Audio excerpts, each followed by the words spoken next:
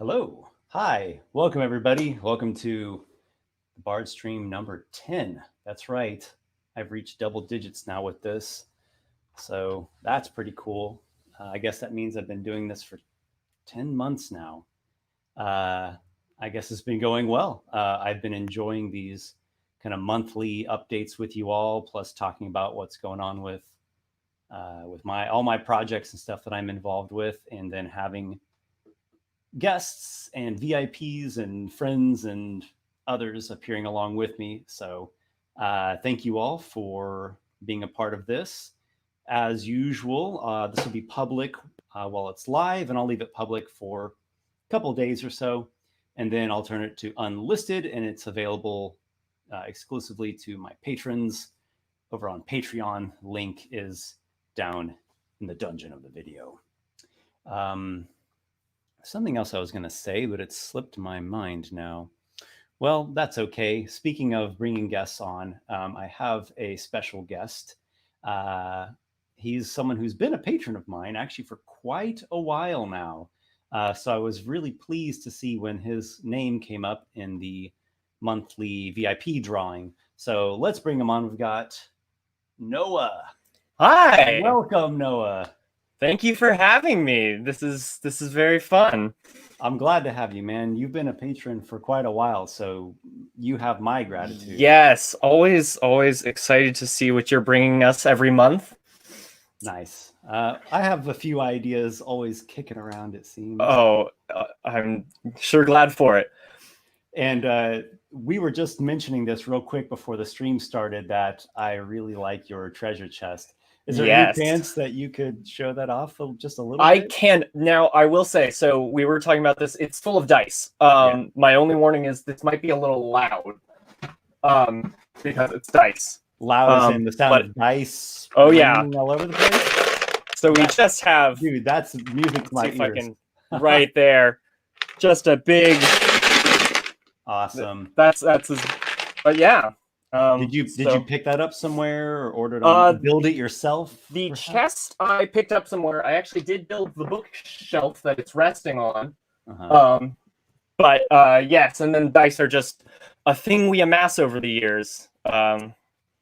Somehow we tend to. Yeah, something about it. It starts. You get a bag, and then it's too big for the bags. You get another 3, and then you get a chest. In my case, this is my current favorite set of dice. Are these by oh my gosh, they've got the Kraken. Oh, it is Kraken. Yeah, Kraken dice. They got the D20. Very nice. I always do like a logo on the 20.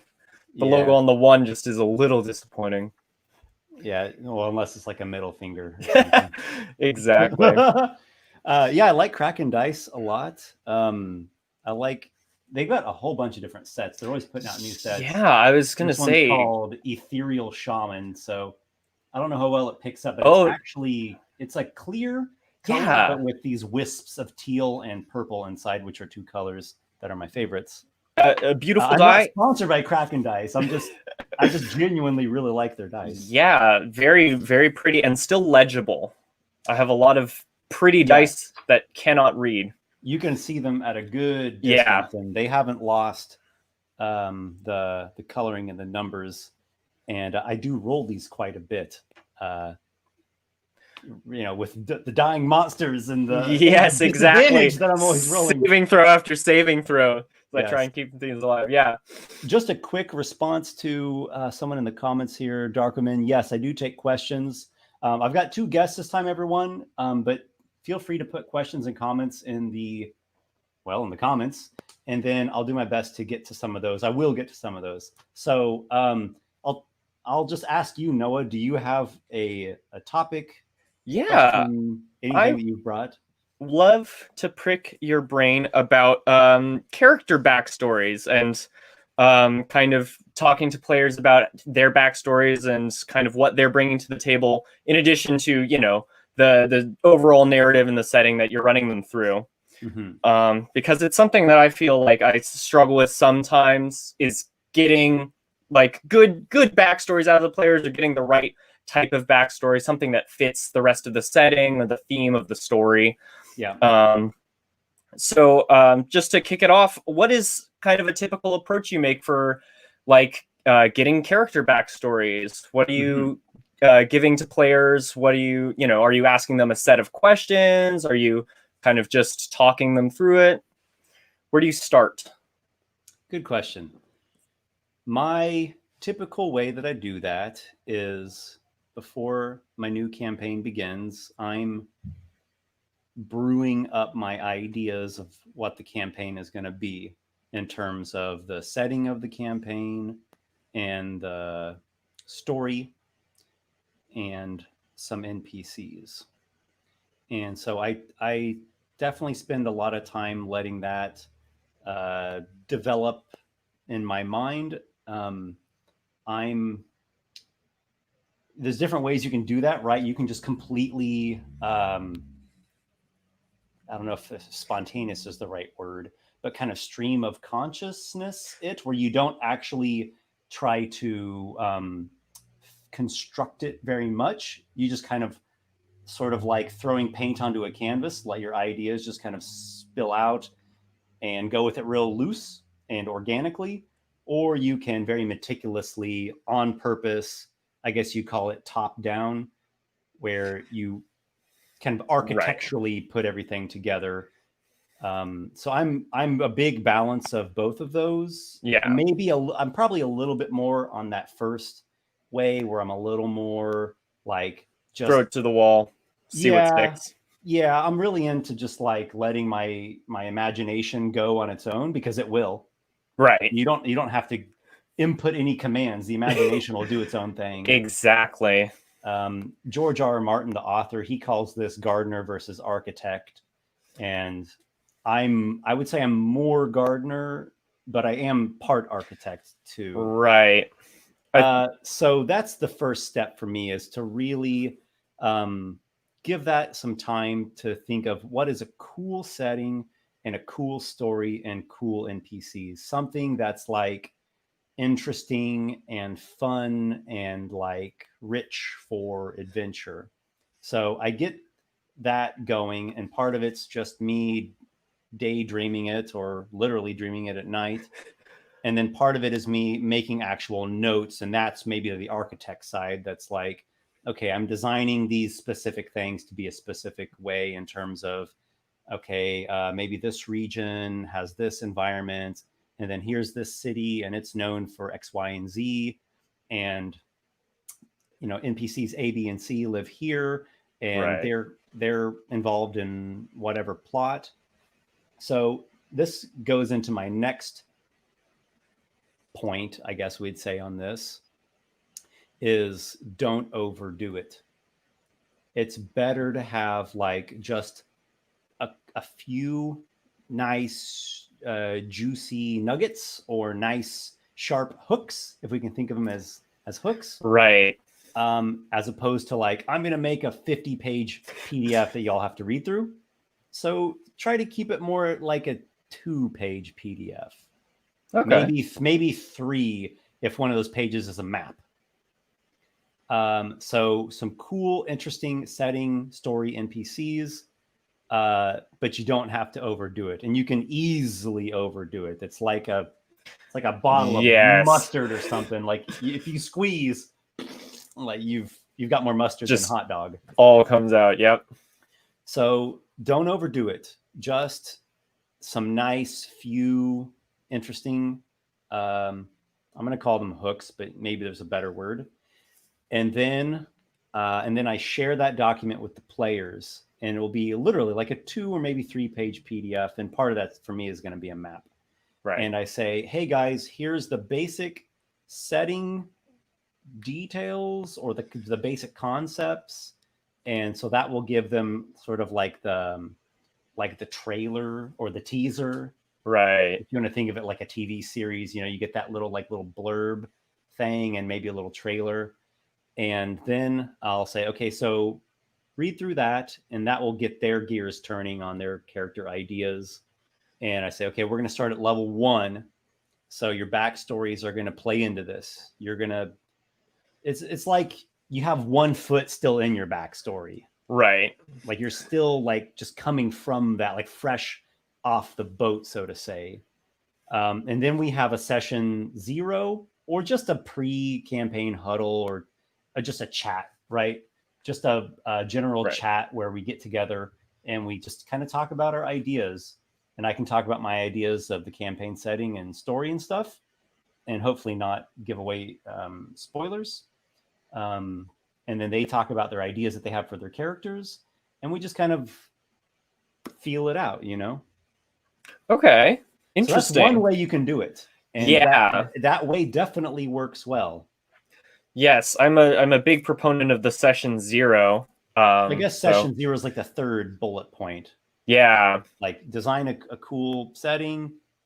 Don't overdo it. Just make a simple document, and then session 0. And maybe I could put a fourth point on there that would be kind of tie this all together, is to simply encourage and ask the players when you're coming up with the concepts for your character and the concept for your backstory, keep in mind what I've provided in the campaign document, and try to make your character somehow connected to that, fit into that. My current live stream campaign, Mirrormorn, I told them that, and I also told them I would like you guys to be connected to each other in some way. Now I left it up to them. I said, you could all 4 be connected. Like you could be 4 brothers if you want. Right. Or we could do like 2 and 2. Like these 2 characters are friends and these 2 characters are friends in like, again, with like rooted in the setting. Or we could do like 3 and 1. So there's like the 3 people that know each other, then the 1 outsider lone wolf who's wandering in, who's very mysterious. Yeah. If everybody's like totally unrelated and they don't know anything about the setting and they have their own completely vastly different goals and different alignments, and it's just like the motliest of motley crews. Right. I'm not saying it's bad. You can totally do it, but it doesn't lend itself as well towards what the goal that you've described. Yeah, having characters who are related to the rest of the setting and the kind of the story that's you're intending to tell is definitely helps. I guess that brings me to like, in the same way that a GM might write way more setting than they need to, as you're talking about, like 1 or 2 pages is plenty of text. I have also had the player who comes with many pages of backstory, and while there's usually a lot of good, solid hooks in there, there's also a lot of information that I'm not sure what to do with. Mm-hmm. So like how much of that do you take? How much of that do you leave? Do you talk to a player about maybe cutting that down, or do you just have the excess information? Mm-hmm. So I tell them that they don't have to go overboard when they're making their character concepts and backstories. I say, all you really need is just like 1 or 2 ideas or kind of hooks for your own character that you've designed. That's all you need. Now, some people really like to write. Right. They want to do that, and that's fine. And I'm totally encouraging of that too. But in terms of what I can practically handle as a DM, I can't really handle much more than maybe 1 or 2 kind of character core concepts or shticks at the beginning.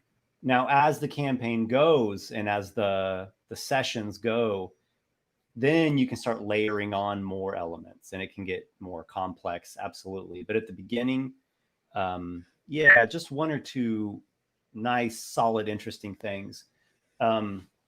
Okay, so that all sounds fine and well, but what if, you do have, your friend whose heart is just set on this amazing character concept, and he comes with this like huge print off, and what do you do then? Do you just say, oh, that's cool, I'll check it out later, and you never read it?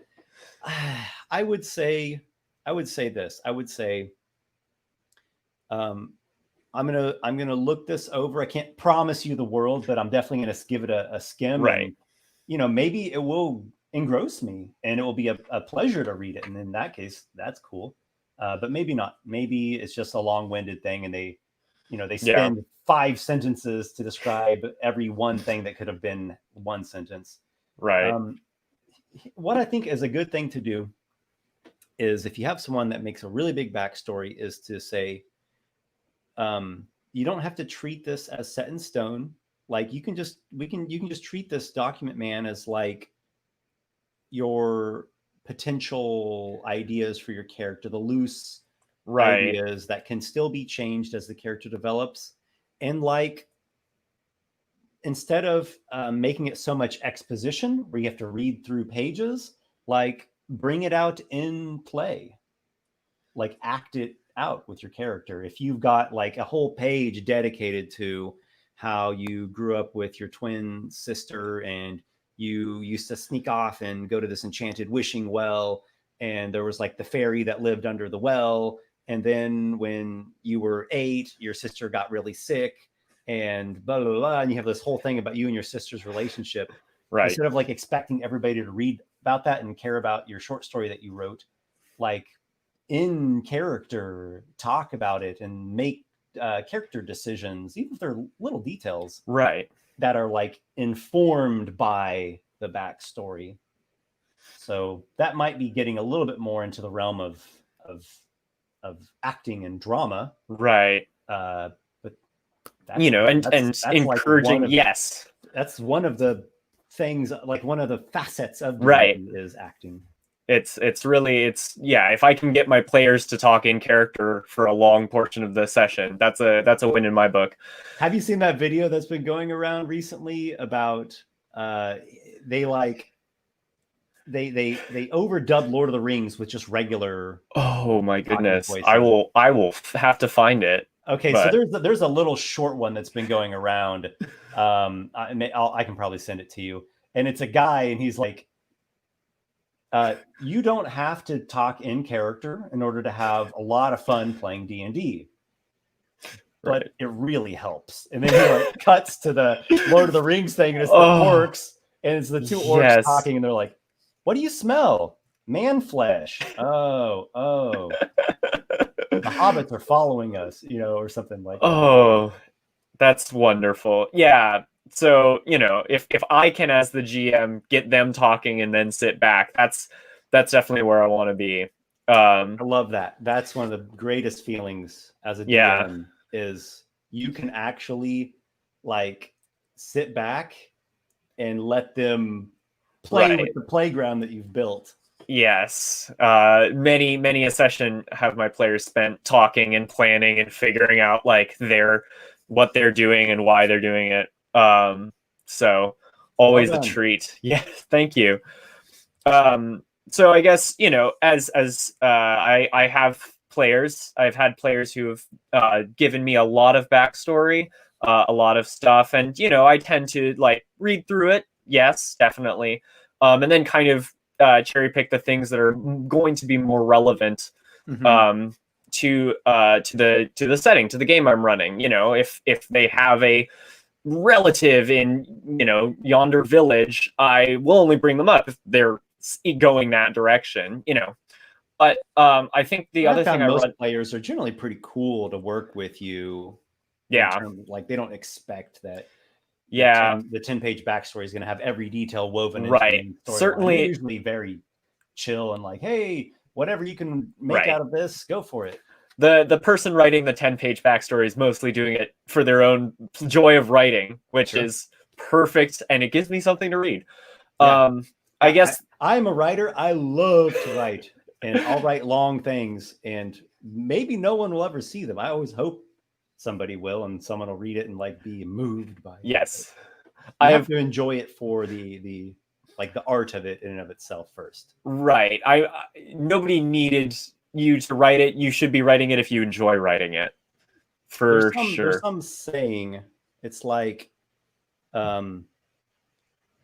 if you knew that you would never earn a single penny in your life from your writing, but you keep writing anyways, like because you have to, then you're like a writer, like naturally a writer. Yes. So I'm more than happy to give players who enjoy writing the opportunity to write, because that's another big cool aspect of D&D is the reading, writing, vocabulary. yes, there's a reason it's traditionally been associated with nerds. yes, a lot of weird words I only know because I play D&D. Sure. Yeah. But I guess prestidigitation. Prestidigitation, pontificate. Okay, pontificate. Pontificate is I guess there's like, is there a verb and a noun? Like pontificate. Yeah, is like you are like you're using like a dogma and an ideology, and you're kind of like you like a rhetorical way of talking. Right. It's the fancy monologue, which I learned because it's a great word to use for the spell command. Just now you talk for a round or whatever. But yeah. And then there's also is there a person called like a pontificate? The pontiff is a religious position. Like pope or something. Yeah, I don't know where in I don't the pontiff. But, it's clerical hierarchy, and I believe it's the pope. Maybe it's I believe you. But yes, it's a member of the clergy of some kind. The pope. Yep, pontiff is pope. There you go. Fancy pope. Fancy word for pope. Well, it's something that I actually like a lot about English is that there's so many other languages that have flown and filtered into it. Yep. We've got like this really huge, massive vocabulary, and it doesn't always like make the most logical sense. Right. At face value, you can like trace the words back, and then you're like, oh, okay, now I see how we arrived at whatever weird position. Yes, I like that. I love vocabulary. And it's beautiful in its history. It's confusing for people learning English, is what I've heard. So sure, I actually teach English. I teach to Brazilians. Oh, okay. Yeah, and it's like the basics of English are not complicated. Right. Like it's like the core, what you need, like the core building blocks to be able to speak the language on a basic level. Really, it's not a complicated language. But that's just the tip of the iceberg. And then it just goes all kinds of crazy spider webs from there. Wow. Yeah. I'd have to imagine. I only know the one language, but I couldn't imagine learning another one. Have we exhausted this topic? I guess if you have another point. No, I think that touches on a lot of stuff. It's interesting to hear. I'm glad to really get your full process kind of step by step. That's definitely something that's useful just as a reference tool. Cool. Well, what I described there is I would just call that like a generalized or a general or a typical way that I would do it. Right. But of course, there's many other ways you could do it. Oh, I'm sure it varies between different groups you're running and players and stories and such. Sure. I mean, I've had other campaigns where I tell people don't write a backstory.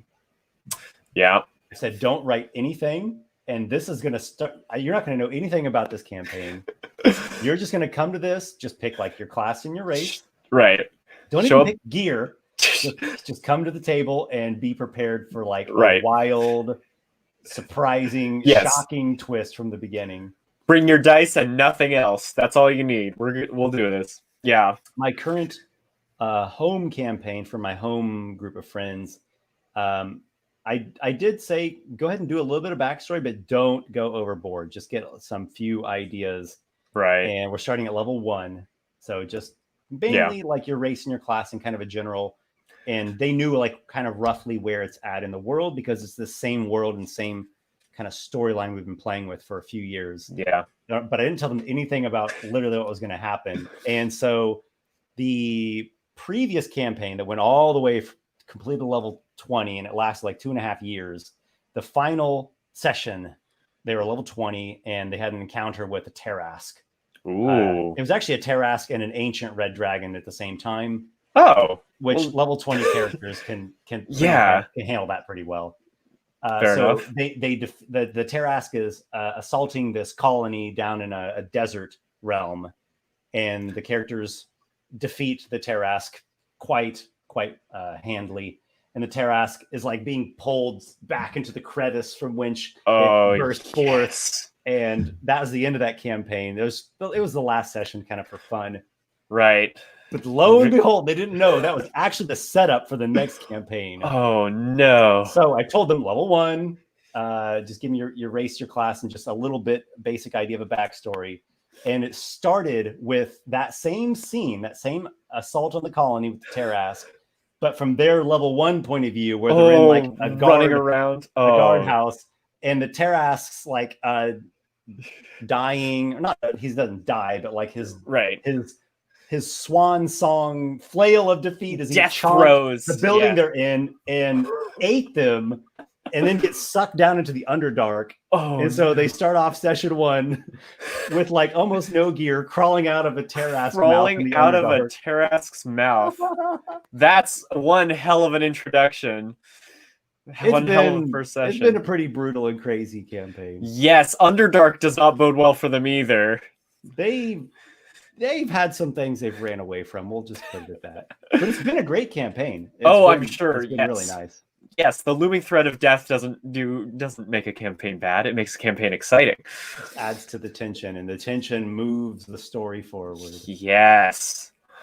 Wow. All right, Noah. Well, I think that's a good point to transition over to my other player who was actually in that campaign. Well, there you go. Of course, thank you for having me. This is real fun. Thank you so much for coming on, man. It was a blast. And I'll catch you on Discord or Patreon sometime. Yes, I'll talk to you soon. All right. Bye-bye. See you, man. All right, so let's bring on aforementioned Darby. What's up, bud? Hello. How you doing? I'm good. How are you? I'm doing great. So yeah, you've actually been playing in this campaign. You were one of the characters that crawled out of the Tarrasque mouth.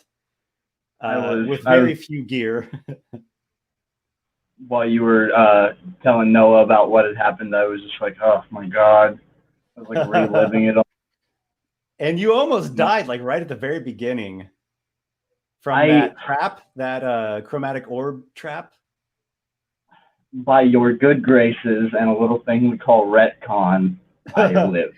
Well, it got stopped just in time to officially not be retcon. No, I won't count it retcon. So just a little tip to everyone out there. If you're a level 1 wizard in the Underdark, you might not want to be in the front of the party. So yeah, he triggered a chromatic orb trap, and that's like 3d8, I think. Is it 2d8 or 3d8? I think it's 3d8. That's a lot of damage for a level 1 wizard. And so I rolled it up. I rolled it up, and you were at full hit points, and it's like, oh, that's like enough for death, like the instant massive damage death, where you don't even go into the dying state. You're just crystallized, and we're like, shit, is this it? Like, you haven't even really played this character yet, and this is like your first time playing with me. So, but then our good friend Adam, who's playing a Paragon, he was like, I'm right next to him. I throw myself at the last minute in front of him and take the hit for him. And I said, all right, roll me it was something dexterity. It was like an acrobatics or a dexterity saving throw or something. Whatever it was a dexterous maneuver. And he succeeded, and he took the blast, and he went unconscious, but he did not die, not fully. Okay, so as much as I would love to talk about players or characters almost dying in my campaign, you've actually brought a topic. So, what is it that has been piquing your interest? I think a big thing, like between both of us running games, something that I'm very much into, that you're very much into, is immersion, role playing, and like the creative catharsis, I guess, that you can get from like truly enveloping yourself in your character, right? Like our home game, all these guys are really good friends and have been playing for a long time, so it's comfortable to like really be in your character and feel what you're feeling and do what you're doing, because I think everybody has such a large respect for the game that like it's a safe space to do that, right? I think when a group has an underlying value of trust, it makes everything way better. And you could kind Totally. of say the same thing about any relationship or friendship. Like, how can you even hang out with someone if you don't even trust them? Like, are they going to stab me in the back, literally or figuratively speaking? So it's like you can't really build anything without that. You're like trying to build stuff on a sandy beach that's going to erode away. So yeah, I think that's important. And you can literally talk about such things if you want, which I think is good. You don't have to, but you can. Like at the beginning of a campaign, you can say like, all right, let's just establish some like core rules or core understandings where like, um, no cheating, and don't like viciously try to, um, some people say like no PvP or no attacking other players. I'm not quite that strict, but I think that you have to like have a certain level of like understanding and respect with the other players. Um, it's kind of like Well, don't. and It's I kind of like appreciate. not taking it personally, right? That you're like, I'm gonna accept the fact that maybe we could have disagreements, or even our characters will like end up having a butting heads or fighting each other. But I'm not going to take it personally, and none of us are going to like do it out of spite for each other, and like literally us, the players, spiting each other. There's got to be that. There's got to be that separation for sure, and also just like a larger respect for the narrative, right? Like, Yeah. plot twist: this person within the party has actually been a loyal servant to this king the whole time, and they're in this king's court chambers, and the king says, "Kill him." And the servant can't disobey their king, so they turn to attack the player, right? Like Yeah. that's a big, like, core story moment, and it's like really intense, and everybody's like, "Oh, gas, plot twist." You know what I mean? Like Yeah. in that Yeah. moment, I would be, if I was a player getting attacked, I'd be like, "This is awesome." The yes and right. Mm-hmm. Yeah. I mean, Oh, that was another thing. if it Oh, like for sure was is serving the storyline and is like fitting for the character, that's what that character truly would do based on their motivations or goals or whatnot. And even so, that won't be for every group. Like some groups, that will be too much. And there was just like this hard rule: no inter party fighting or inter party betrayal, no matter what, which that's totally early. fine. Um, I'm not, like I said, I'm not quite that. I don't know if sensitive is the right word, sensitive, or it to me, I think if it's a great story and it's interesting and it makes sense for the characters, if I can believe it like the same way as I could see it happening in real life or in a book or in a good movie, then I say, hey, let's roll with this. Part Yeah, of the enjoyment absolutely. for me, the great enjoyment for me, is not knowing exactly what's going to happen, and the surprises that come along the way are like that's part of the magic of the experience for me. Yeah, for sure. I think, like, me personally, I really enjoy the like, again, with players you trust, like the yes and factor. I feel like I try and do that a lot. Like no matter what's happening, if it's a sad moment, if it's a moment of tension, if it's like a moment of debate in the party, like Mm-hmm. to encourage role playing, like that personally helps me stay in character. Like instead of thinking of, like, even if my characters' ideas butt heads with their ideas, it's there's a way to tie in the yes and, right? There's a way to play off of whatever it is somebody else is in the party is doing to, like, encourage that further role playing. Right? If you're sticking to your voice and you're engaging with somebody else using their voice, it's encouraging, I guess you would say. Mm-hmm. Sure. I've seen a number of different parties and characters that have conflicts between each other, whether it's some kind of alignment difference or philosophical difference or religious difference, or they just straight up have a different idea of what to do about a given problem. One person says, we got to rush in there and fight them. Like, let's just take them now. And the other person says, you idiot, you're going to get us killed. No, let's wait till they go to sleep. And I'm going to sneak in and see if I can pilfer some evidence off of them. No, that's just going to give them a chance to escape, or something's going to go awry. I'm not going to take this cloak and dagger approach. I'm not going to beat around the bush. Let's get in there now and look them in the eye and tell them we're here to put an end to your malevolent scheme. Are you an idiot? That is the sort of thing that's going to get us killed. Do you know how many of them are in there? You don't even know what they're capable of. You don't even know their resources or what weapons or magic they have at their disposal. Calm down. You're going to rush in and get us all killed.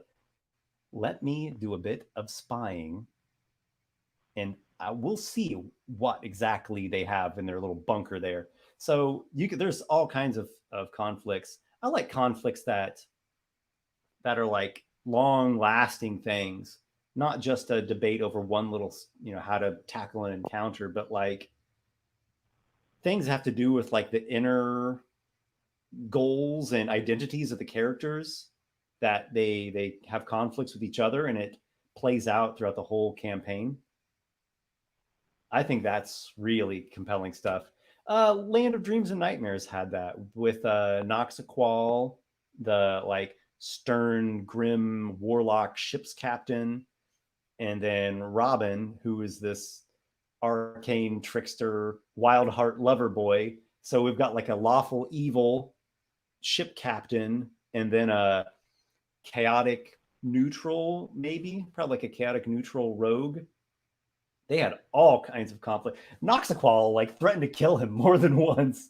He was like holding him like over the edge of the ship at one point, and was like, this is the last straw once more, and like, I'm going to cut you down and turn you into my specter, a specter under my thrall. But it was great because the players themselves had this understanding that this is like the story that we're telling and the characters that we're acting out. But we ourselves, player to player, we're cool, and we know that we're like prioritizing what is interesting story wise, and we can separate ourselves from our character, at least to a good degree. There's always, I think, going to be something of you in your characters, but to not like take it personal, it's like, man, you always pick on my character. What the hell did I ever do to you? Like that kind of breakdown into real life drama. That, like, I think it's really heavy. Vinegar in the punch bowl pretty fast. That makes me think of kind of like, it's a smaller conflict, but in our home game. So I'm playing like a very somewhat logical wizard. I don't know. I'm realizing he's hypocritical. Like he tries to dispense wisdom, but also just like grabs for magic like a kid in the candy shop whenever he sees it. So like this logical wizard, and then there's like this mad, chaotic sorceress, right? And so there's like these moments when we're playing where that sorceress is like poking at me and jabbing at me and like making fun of me, and like instead of getting mad at the guy who's playing that character, I have a lot of fun with just like, he's a smart guy, but he's like kind of oblivious to being made fun of, because he's just trying to like understand undercommon culture, right? He's just like trying to like take it in like he's learning something instead of being offended by it, I guess you would say. Like just finding ways to implement your character into anything else that another player is doing, I feel like is really engaging.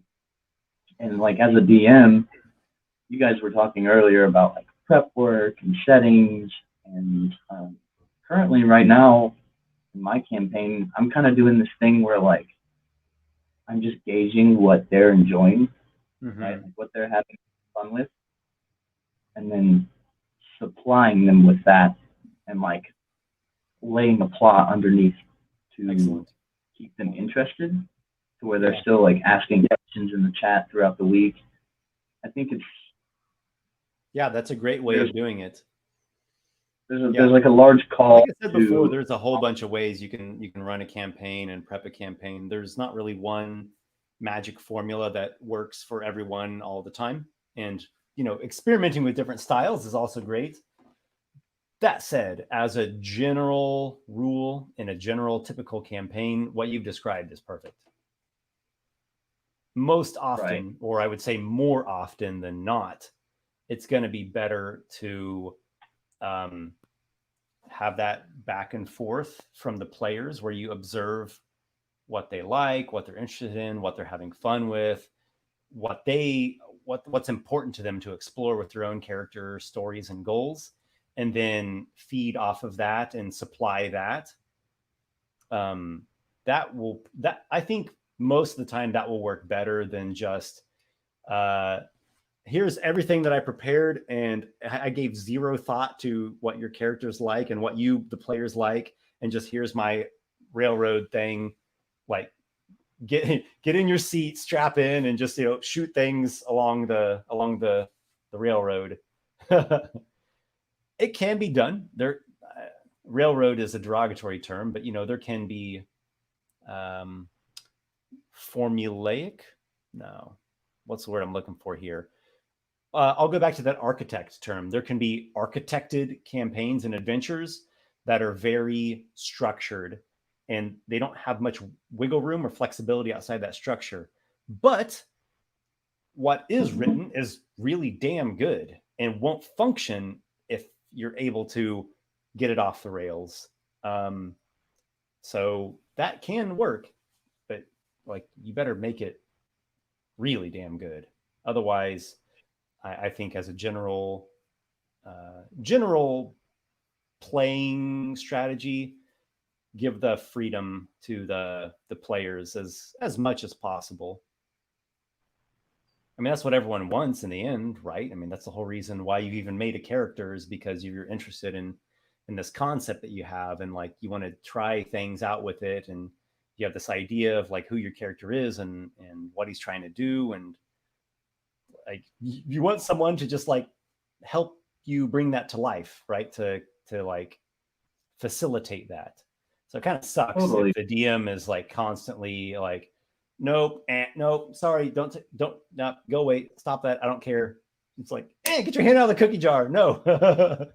Yeah, that's lame.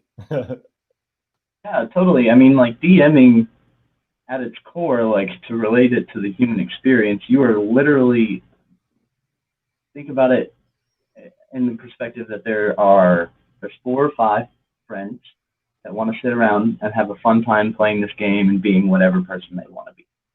So you, as a person who truly understands the game, you're providing them with a gift. You're providing them with a literal gift of giving them the space to play the game. Mm-hmm. And through that, they get to have this creative catharsis of being rewarded with, having the dark night of the soul where their character is laid low, and then the epic tailing moment later on where they get that resolution. You know what I mean? Mm-hmm.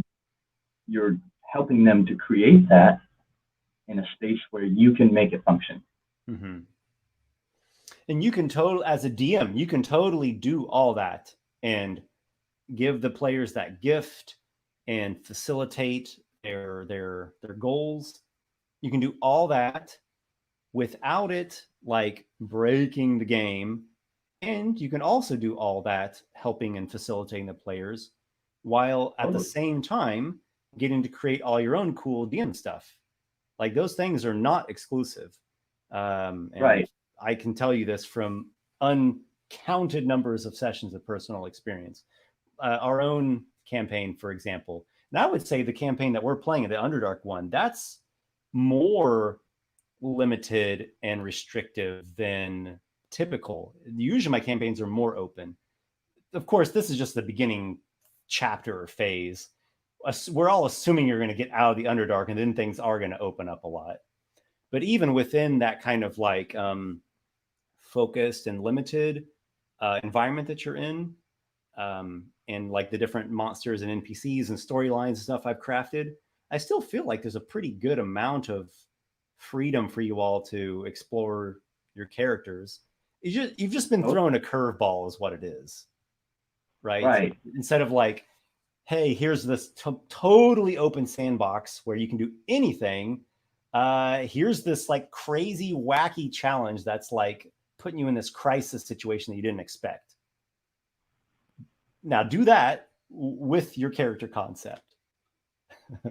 Right. It's kind of psychological, really.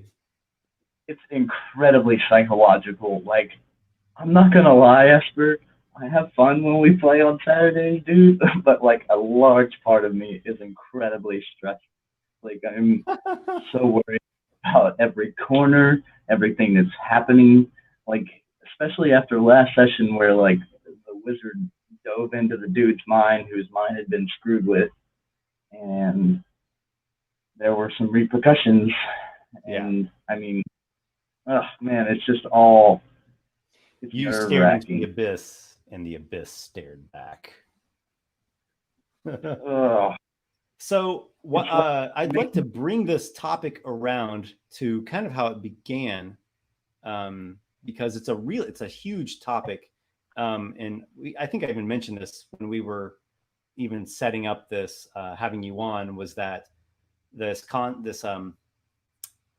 topic of like role playing and immersion is something that I could probably talk about all freaking night long. It's like an unexhaustible topic. But there's something else. So we've just talked about, there's something else I want to get in here. So we've talked a lot about group dynamics here. We've just talked about like, all the players together and the players interacting with each other and the dungeon master, like as a team or as everyone in relation to each other. But maybe even more important is the person, the player, right? You within yourself. So we talked a bit about trust at the beginning and how, ideally your group has this sense of trust where you can all play the character like in character and with your voice and whatever maybe theatrics or dramatizations that your body language and such. You can do all that. This game is encouraging of that. It's not like, oh, he's doing a shitty Scottish accent. What an idiot. What a dweeb. Kind of, we leave that bullshit at the door and just give each other the ability to like get into it, geek out. So, so that does take trust. But what about like your self trust? Because I think that's comes first. Like before you can worry about, oh, are these guys going to think I'm weird for acting out this character in character, right? You have to like even be comfortable with yourself to do it.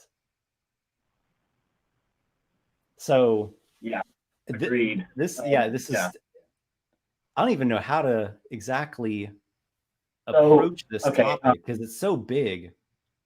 I play with one of the other players in our group in a band, right? Yeah. And so it's a similar High Plains Drifter. Check them out; they're really good. High Plains Drifter, ICT, all YouTube, Spotify, all the sound platforms. I'll stop plugging myself. It's a similar feeling like when you get up on stage to play a show, right? Like you have to, in order to like be wild and crazy and feel the music and jump around and act a fool, is how some people would describe it. You have to shed a layer of like outer shame, right? Mm-hmm. You cannot be scared to be ashamed. If your voice isn't just right, well, at least you gave it a good shot. Like you can't. So, yeah. I've seen your shows before. You are definitely the most animated one of your band. So, okay.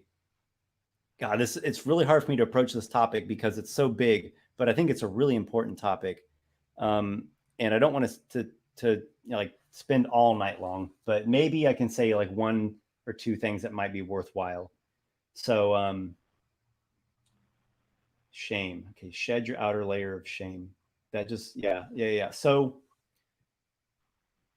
there's like different kinds of regret that a person can go through in your life. And two primary types of regret are something that you did and you regret that you did it. And the other would be something that you didn't do and you regret that you didn't do it. Right. If not now, when? Yeah. And it seems to be, and I'm pretty sure there's a good amount of psychological evidence to back this up. There's certainly a lot of anecdotal evidence, and I would concur that the regret of things you didn't do, and you wonder for your whole life, what if, what could have been, that is worse than regretting something you did do. There's a saying, unfortunately, I don't remember who actually said this, though Tony Robbins quoted him, and it said, there's two types of regret, or two types of pain. Two types of pain: the pain of discipline and the pain of regret. So when he's talking about regret here, he's talking about, I wanted to try something or do something or have something, but I didn't go for it. For whatever reason, I didn't believe in myself, or I didn't try, or I was too ashamed. I chose being comfortable instead of going out there and getting uncomfortable. There's two types of pain. There's a pain of discipline and a pain of regret. The pain of discipline weighs ounces, and the pain of regret weighs tons.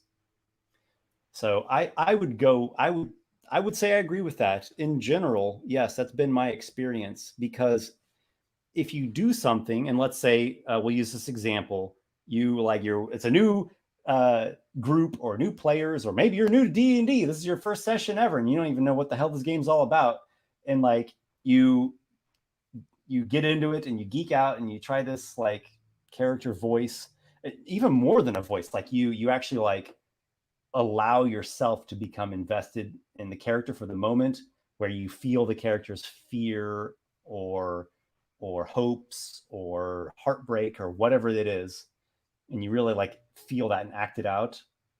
And then you feel like embarrassed or ashamed, or someone makes fun of you, or someone bullies you, or whatever. You have a rough time of it. And then you're like, oh shit. And you're like cringing and face palming all night long.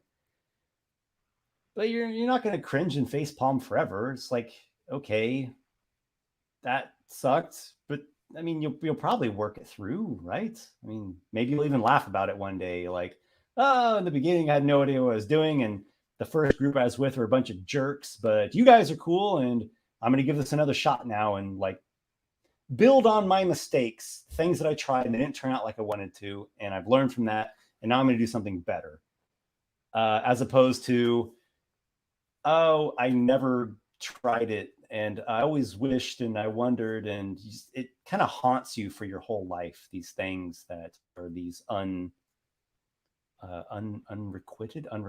unrequited desires.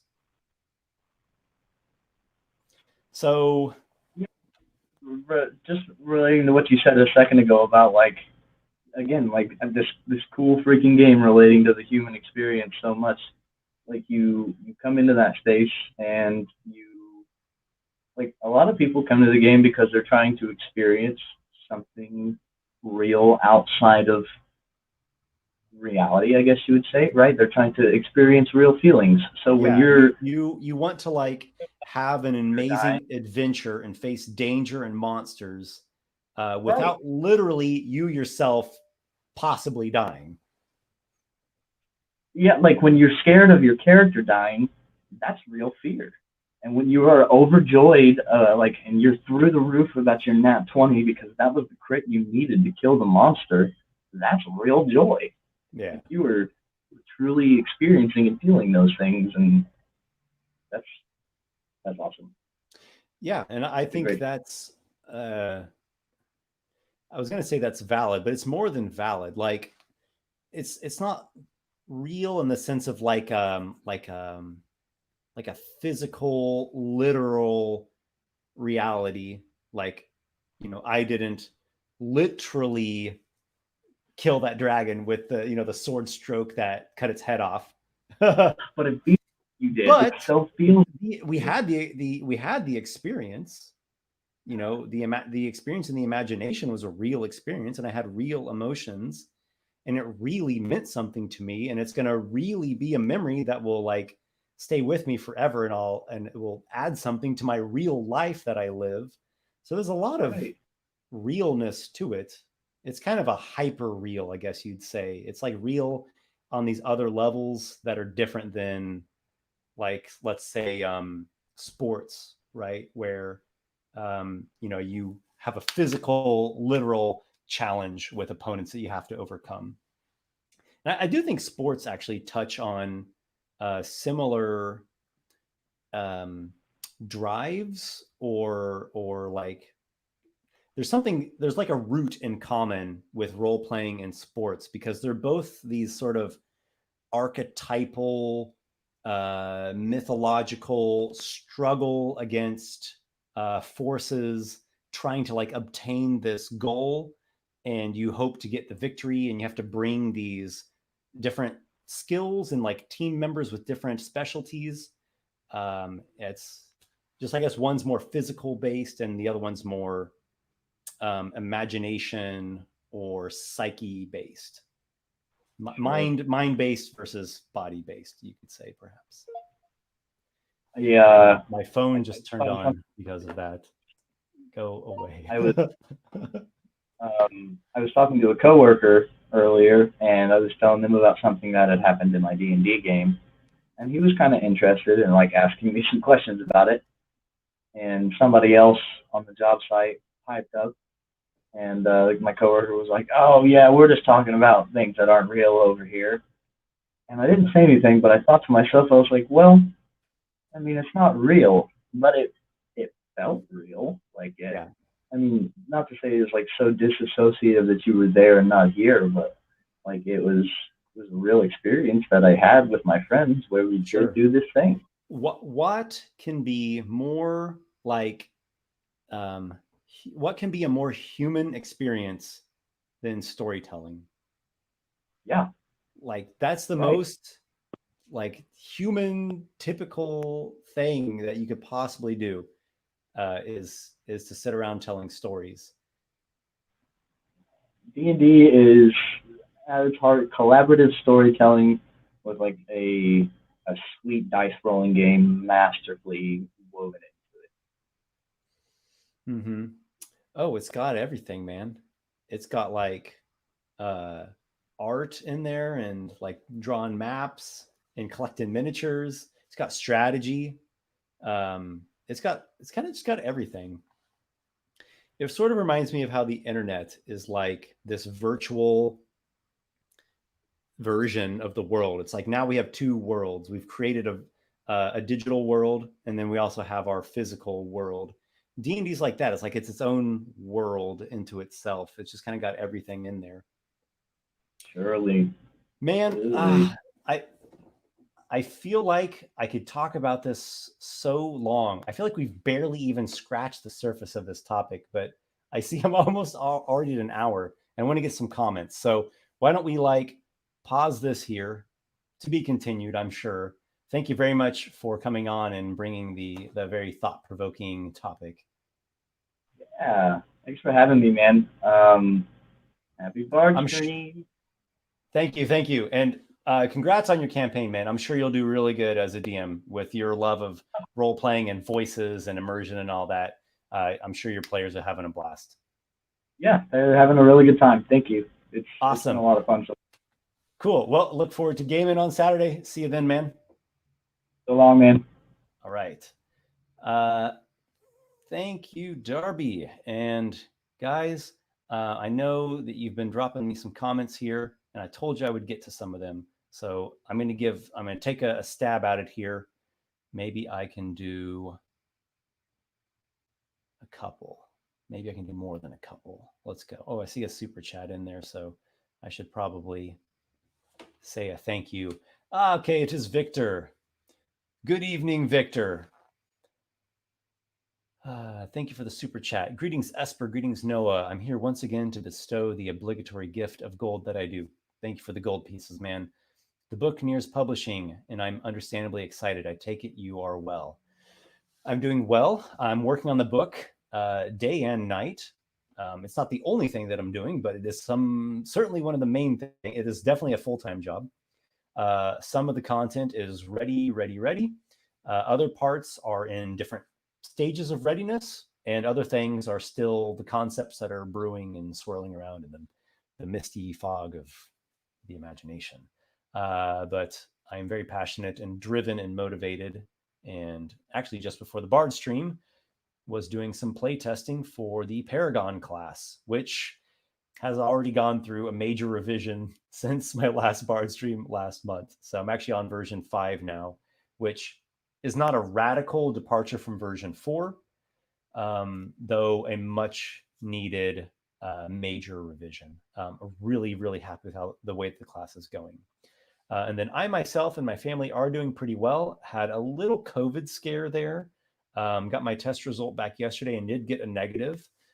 So thank God for that.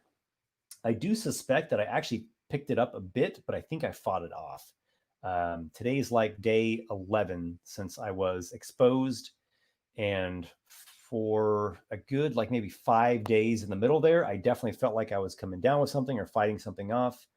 But then as of yesterday, I woke up yesterday and I'm like, no, I kind of feel back to normal now.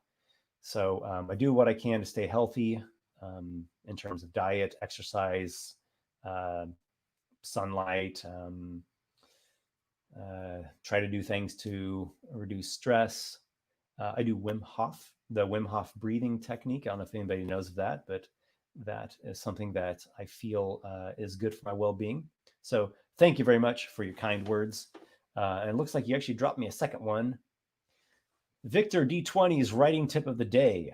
If you don't have enough imagery or text to fill in a page, cheat on the font size. How many people can actually see the difference between a font 14 and a font 16? Probably not too many. Though I've found that more people struggle with writing too much than not writing enough.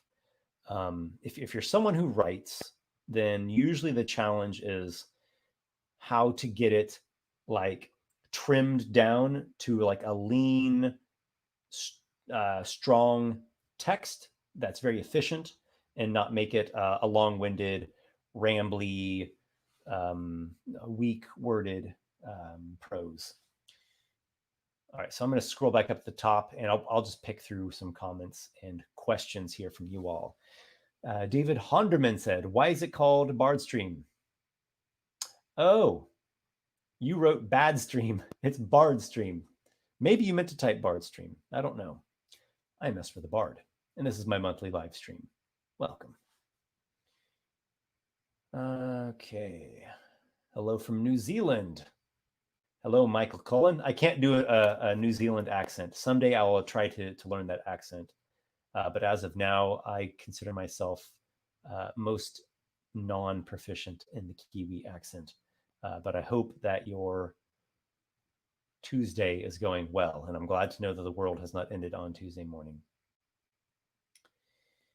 Let's see if I can find another question on here. The Zoroark Gamer 99 asks, what is the saddest game moment you've ever had? It's a good question, man. It's a really good question. It's always hard to pick like the most blank of anything or like the favorite blank of anything because there's so many things to pick from. But I will tell you one that stands out in my mind. Sad and bittersweet. So I used to have this old setting called Asperia. I know, not a very creative name, but whatever. I was young and still figuring things out. So Asperia was my D&D world. And in Asperia, the first mage, the first wizard, you could say, was a high elf by the name of Luethe Azel. And Luethe Azel was in my first campaign. He was an NPC, and he was a beloved NPC and something of a mentor for the characters. A grand, intelligent, masterful elf who was gifted by the god of magic, the god of learning and knowledge. And he penned the first spell books and the first scrolls, and he wrote out the first formulas and the first understandings of magic. Now, of course, there were other types of magic aside from this, the raw, innate forms of magic, and the primal magic of the land, and the miraculous divine magic of the gods. All these more spontaneous and superhuman, supernatural forms. But Luethe Azel was the first wizard, the first mortal that was able to codify wizardry, to use knowledge and intention and reason, intelligence, to have a command over magic and to understand it, like a science, you could say. And he was very important and beloved NPC in this campaign. At the end of the campaign, Luethe Azel had developed a spell that would allow him to create a new plane of existence, a Genesis spell. And of course, it would begin as a very, very small plane, just a little demi-plane about the size of a large room. But you could continue casting the spell over time and grow it and add in different effects and essentially sculpt, shape, populate your own plane, or small demi-plane, you could say. In a later campaign, also set in Asperia, an epic campaign that lasted from levels 1 to level 20. This is 3rd edition, by the way, my mod of 3rd edition. When the characters were quite high level. And Luethe Azel was just a historical, legendary figure of the far past. They had an adventure that at part of it, they went to Luethe Azel's plane. And they went into this realm that he had created. And there was an exterior outdoors portion of the realm. And there was a grand palace that was the interior portion of the realm. And there were some various challenges. He'd constructed part of it to be sort of like an arcane labyrinth or a wizard's dungeon to test and challenge the players, anyone who might have found their way there, so that not only he would enjoy the fruits of his labors, but also to filter out the unworthy and the insufficiently competent. And the characters went through Luethe Azel's arcane wizard's dungeon, and it was quite challenging, and many different puzzles, traps, and summoned guardians. And they succeeded. It was quite challenging, but they were cunning, crafty, and high-powered, high-level adventurers. They made their way to the end of the dungeon, and the final location was it was a 2-part. One was a grand sanctum, a library that was attended by various constructs, homunculi, and other figures, creations, creatures, and critters that Luethe Azel had crafted throughout his long centuries there. And the other portion of it was a pool, a great pool. And it was a pool that he'd imbued with life-providing magic, with the intention, like a fountain of youth. And they found Luethe Azel in the pool. It's completely submerged with a magical ring of water breathing and another magical ring that provided him sustenance so that he didn't need to eat food, and he was sustained without the normal bodily necessities of a mortal. And he'd lived for so long and bathed in the fountain of youth so much that he'd basically expended all that he could. And the only thing that was keeping him alive was to just remain there, completely submerged in the water, sort of like an arcane life support system. And the player characters found him there. and they had a conversation with him, and he wanted to pass on. He had lived for so long and learned all that there was to learn, and his existence now was just a lingering, just a state of being beyond his natural lifespan, beyond, well beyond what should have been afforded to any mortal soul. And he was, as Bilbo says in Lord of the Rings, he was like two little jelly spread thin over a big piece of toast. He wanted to pass on, but he couldn't do it. There was something in him that clinging to life and to existence, that survival instinct, call it what you will. And the player characters, their final challenge of the dungeon was to help him finally come to terms with mortality and with death, and to help him come out of the pool, to lie down and to die, to finally pass away. And they did. And Luetheuazel did pass away. And it was a moment that I really felt it. I really did, because this was a character that was with us all those years ago in that old campaign. We had so much nostalgia, so many nostalgic memories of our time with Luetheuazel. And then he had served as this kind of legendary historical figure that people would reference from time to time throughout the centuries of the intervening campaigns. And then now here he was again, and he had his very, very bittersweet death scene. And I really felt it. I don't remember if I cried or not. I probably did shed a tear, or at least my eyes probably got a little bit watery. So yeah, that is something that will stay with me forever. Great question. Thank you very much. I'll take one more question. I know I've gone over my hour, but that's okay. I'm enjoying this. It seems that I have acquired another super chat. The real Holtzinator. Thank you very much for your contribution of gold pieces. Hi, Esper. What do you think the most important virtue is? Gosh, you guys are asking really great questions tonight. The most important virtue. Okay. Well, there's a lot of very important virtues, like honesty, courage, strength. Maybe strength and courage kind of go together. Patience, compassion, love. Oh my gosh.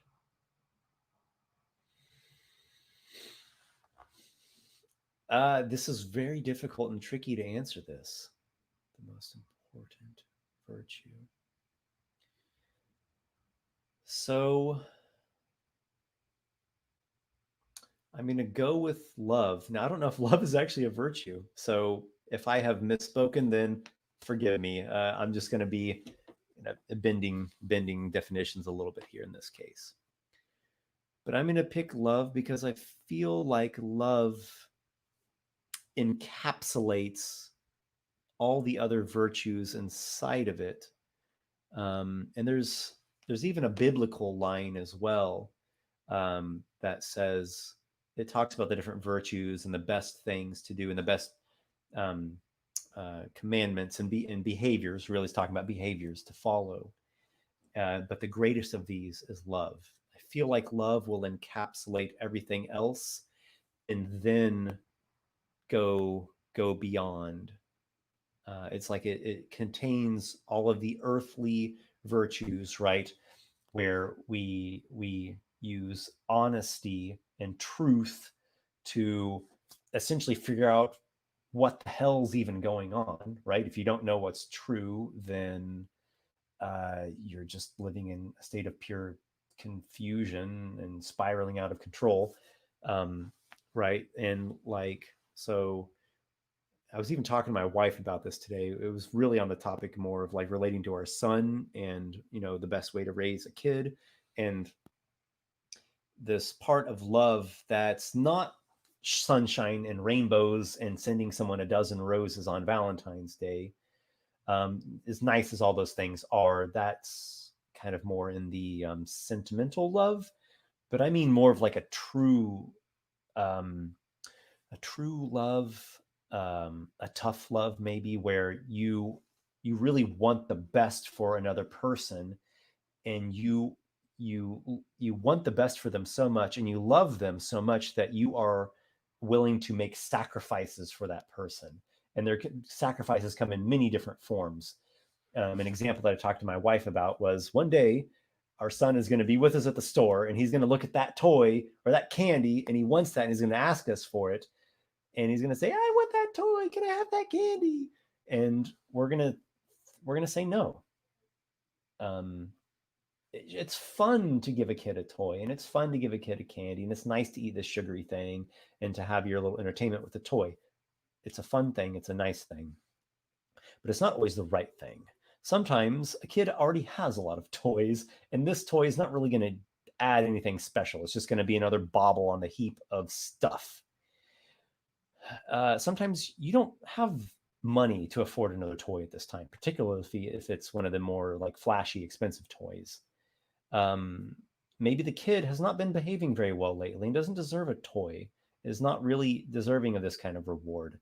Or the kid's already eaten candy and he doesn't need more candy, or you're trying to get him on a better eating. There's a million great reasons to not buy a kid a toy or some candy today. And you have to tell him no, and it's going to hurt his feelings, and he's not going to like it, and he's going to cry and beg and plead and tell you he doesn't like you, and maybe tell you he doesn't love you anymore, and I'm going to run away, and you're the worst parents in the world. And he's going to say things to hurt you, to try to manipulate you emotionally, and it sucks, and that's a sacrifice, because you wanted to have fun, and you wanted your kid to have fun, and you wanted to have this like yay happy moment, but you sacrificed that happy little fun moment because it wasn't what was best.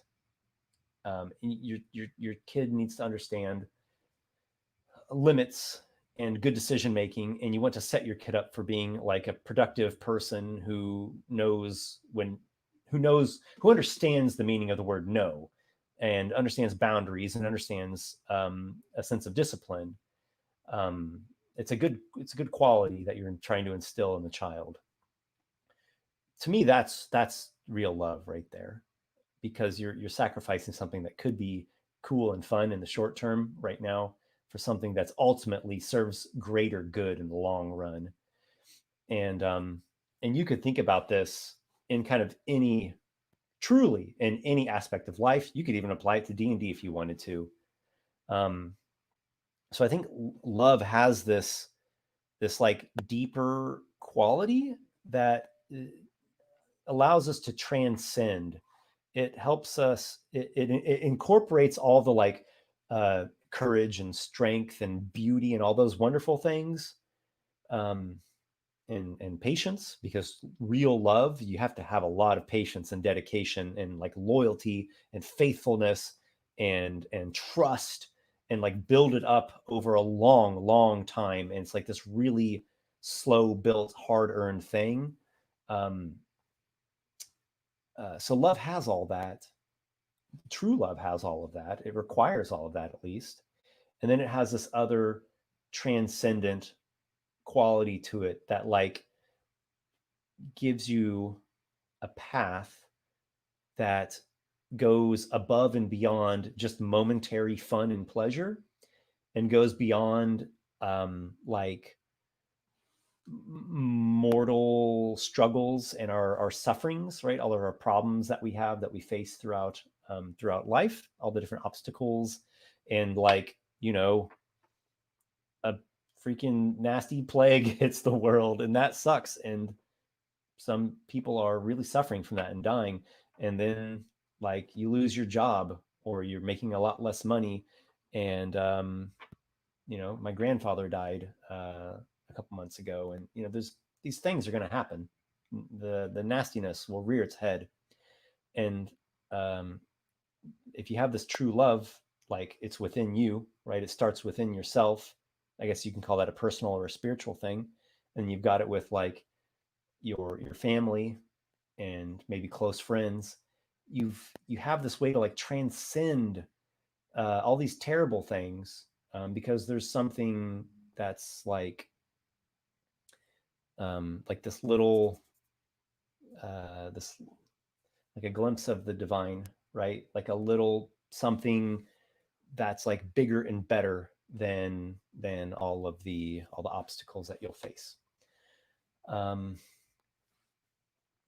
That's the best I could do to answer that question. That's a question that really, I think I would have to think about it for a long time to give you a more proper answer. But thank you very much. I think I'm going to wrap it up there. I don't think I can get a higher high point than that for tonight's Bard stream. This has been a fantastic live stream. Thank you so much to my guest VIPs and to you all for watching and dropping me the comments. Thank you for the super chats, and just in general, thank you for all your support. It really, really means the world to me and gives me every day a renewed pool of inspiration dice, bardic inspiration dice, actually. So thank you. I'll try to keep the updates coming both here on YouTube and my Discord and my Patreon and my Facebook and my newsletter. And yeah, I got a lot of irons in the fire. Have a great night, everyone, or have a great day if you're on the other side of the world, and I'll catch you sometime soon. As always, may your adventures be many.